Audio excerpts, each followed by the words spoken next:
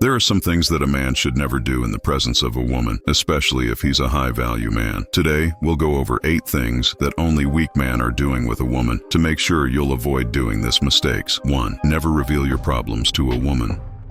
A common misconception among men is that opening up about their struggles will make a woman feel closer to them. This isn't true. A queen desires a king who can offer her protection and security, not someone who appears unable to manage his own life. She might encourage you to open up about your troubles, but often it's a test. Women tend to have a lot of options and naturally seek the strongest partner they can find. They want a strong and reliable man who stands out, and sharing all your problems might cause you to fall short of that standard. Instead of laying out your issues, simply reassure her that things are fine. When you've solved a problem, you can casually share the story afterward. This is what differentiates men from boys. It applies universally. Don't just speak of your goals, demonstrate your accomplishments. This method will help build her trust in you and reinforce the idea that you're someone she can rely on when times get challenging. 2. Don't always agree with her or do everything she asks you.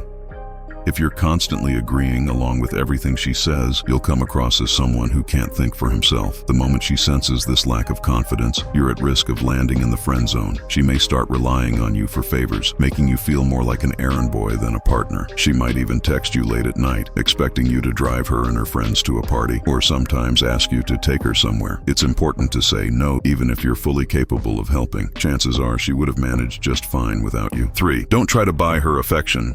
Winning her over with gifts or material things is a mistake. If she's truly interested, it should be because of who you are, not what you give. Trying to impress her with material stuff sets you up for disappointment. If it works, she'll only stick around for the benefits, not because she genuinely cares. When a relationship revolves around what you provide, it loses the natural attraction between masculine and feminine energy. Sure, showering her with gifts might keep her around for a while, but it's not real. Not only does this approach drain your finances, but it can also impact your sense of self-worth. If she's only there for what you can buy for her, you'll eventually start questioning whether her interest is real. 4. Don't commit to being her boyfriend. If you don't know her for at least 6 months, avoid rushing into a committed relationship. If you're still in the early stages of dating, it's wise to take it slow. The first few months are often filled with excitement and can make her seem like the ideal match. But jumping in too fast can lead to regret if, down the line, you realize she's not right for you. Allow at least 6 months to pass before deciding if she's genuinely the one. During this time, you're not exclusive, so you're free to explore your options. Take your time. Focus on building a solid foundation before making any lasting commitments. 5. Never confuse her kindness for flirting.